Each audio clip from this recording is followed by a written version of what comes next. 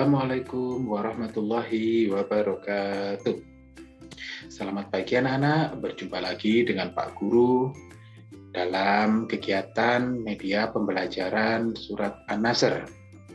Anak-anak, apabila pertemuan 1 kita sudah mempelajari tentang membaca surat An-Nasr beserta hukum bacaannya, pada pertemuan kedua kemarin kita juga sudah mempelajari arti dan makna surat An-Nasr, maka pada pertemuan kali ini Bapak akan menyampaikan implementasi makna dari surat An-Nasr. Anak-anak, sebelum kita memulai pembelajaran, marilah kita berdoa terlebih dahulu dengan khidmat dan dengan khusyuk. Kita baca suratul Fatihah bersama-sama. Ya, berdoa dimulai.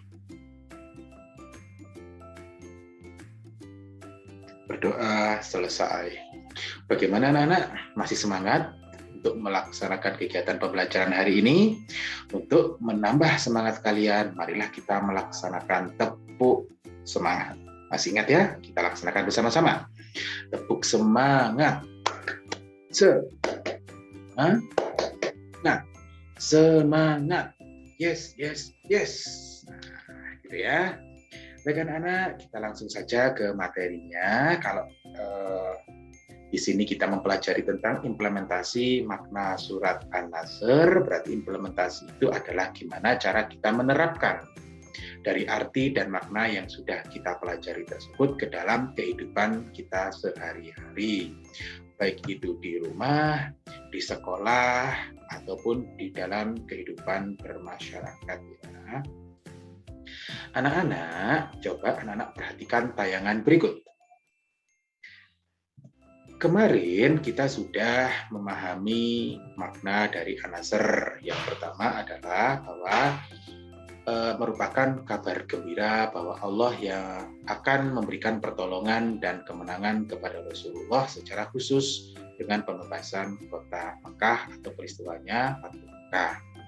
Anak-anak, bahwa Allah itu selalu memberikan pertolongan kepada setiap umatnya.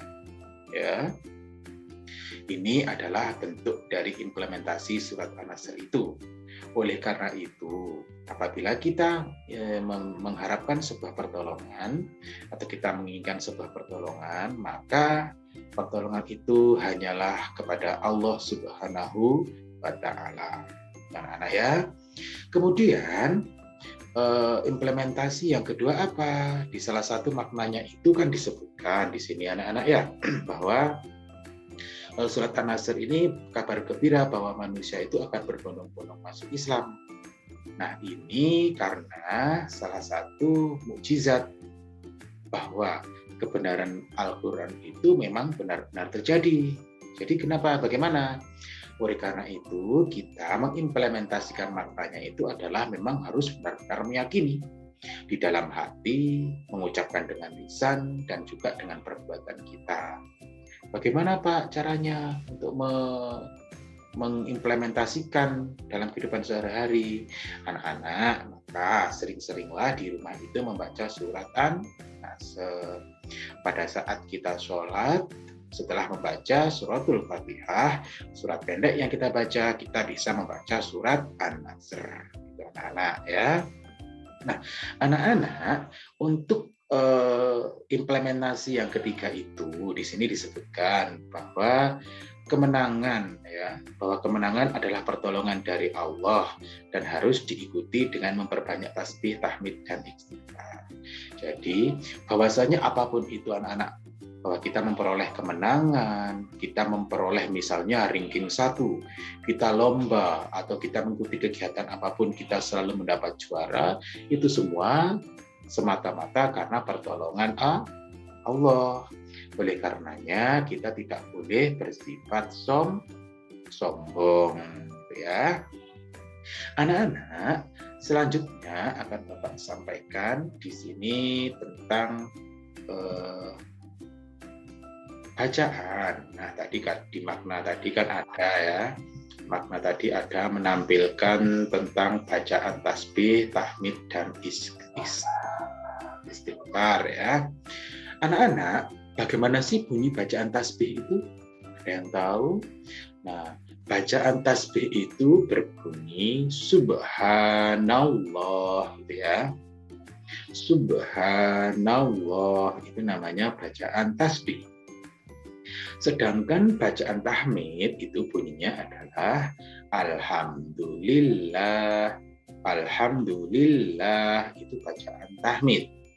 Sedangkan bunyi dari bacaan istighfar adalah Astaghfirullahaladzim. Itu adalah bunyi bacaan istighfar. Ya. Kemudian kita bisa membaca tasbih. Kita sudah membaca tahmid dan sudah membaca istighfar.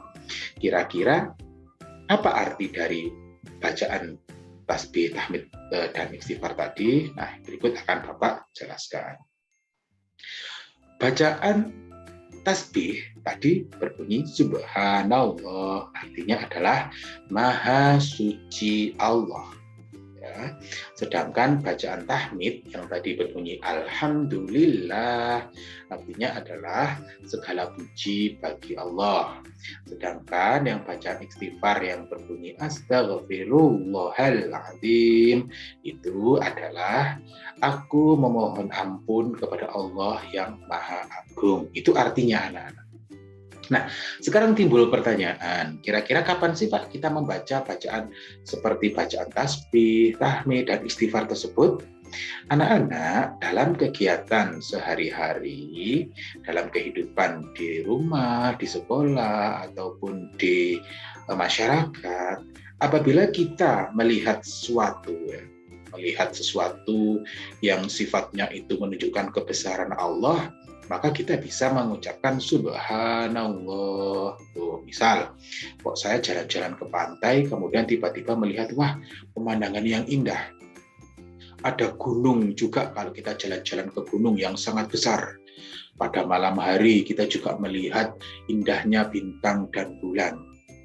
Atau misalnya kita bisa melihat, ini anak-anak, ada binatang, ada tumbuhan yang langka, yang luar biasa, yang membuat kita takjub. Nah, kita bisa mengucapkan subhanallah, gitu ya anak-anak. Karena tadi kayak gunung, lautan, kemudian hewan, tumbuhan, termasuk bintang-bintang di langit, itu semuanya adalah ciptaan siapa? Ciptaan Allah yang Maha Suci. Oleh karenanya, kita harus mengucapkan subhanallah. Anak-anak, kemudian kapan kita mengucapkan alhamdulillah? Nah, anak-anak, apabila kalian misalnya mendapat rezeki, ya, kemudian kalian misalnya mendapat nikmat, kalian bisa mengucapkan alhamdulillah, gitu ya. Misalnya nikmat apa Pak? Misalnya kalian bisa makan, kalian bisa bersekolah, kalian bisa melihat, punya badan yang sehat, kalian harus selalu mengucapkan alhamdulillah. Pak, kalau misalnya mendapat rezekinya itu dari teman, misalnya dikasih makanan sama teman, atau dikasih minuman, atau dikasih mainan, sama kita juga harus mengucapkan alhamdulillah. Meskipun yang mengasih itu teman atau orang lain, tetapi sebenarnya itu adalah rezeki dari Allah. Ya, rezeki itu oleh Allah diberikan kepada kita melalui orang lain. Maka kita harus mengucapkan alhamdulillah. Anak-anak, untuk yang ketiga adalah bacaan istighfar yang berbunyi astaghfirullahaladzim. Itu kapan kita baca? Ini kita baca apabila kita melakukan perbuatan dosa. Ya. Ketika kita melakukan perbuatan dosa, maka kita harus mengucapkan istighfar, astaghfirullahaladzim. Karena apa? Karena kita memohon ampunan kepada Allah yang Maha Agung. Itu anak-anak ya. Jadi kalau bisa Bapak simpulkan di sini, kita ulangi lagi. Apabila kita melihat sesuatu yang menakjubkan, ya, merupakan ciptaan Allah, maka kita harus mengucapkan subhanallah. Apabila kita memperoleh rezeki atau nikmat, baik itu dari orang lain atau dari keluarga kita, kita harus mengucapkan alhamdulillah. Kemudian apabila kita melakukan kesalahan, baik yang disengaja atau tidak disengaja atau khilaf, kita harus mengucapkan astagfirullahaladzim. Itu anak-anak ya. Nanti anak-anak bisa di rumah sambil mempraktekkan ya, sering-sering membaca subhanallah, kemudian alhamdulillah dan astagfirullahaladzim. Anak-anak, agar kalian bisa menghafal bacaan-bacaan tersebut, nanti video ini akan Bapak share di channel YouTube Bapak. Nanti anak-anak bisa memutarnya berkali-kali sebagai media pembelajaran kalian. Saya rasa cukup sekian pembelajaran dari Bapak. Ada kurang lebihnya Bapak mohon maaf. Sebelum kita tutup, kita membaca alhamdulillah terlebih dahulu. Nah, ini kita membaca alhamdulillah, kita membaca bacaan tahmid dulu ya. Kenapa? Karena kegiatan belajar ini juga merupakan termasuk rezeki dan nikmat anak-anak ya, termasuk memperoleh ilmu, memperoleh kepintaran gitu ya. Kita baca alhamdulillah terlebih dahulu. Alhamdulillahirabbil alamin. Ya, cukup sekian akhir kata. Wassalamualaikum warahmatullahi wabarakatuh.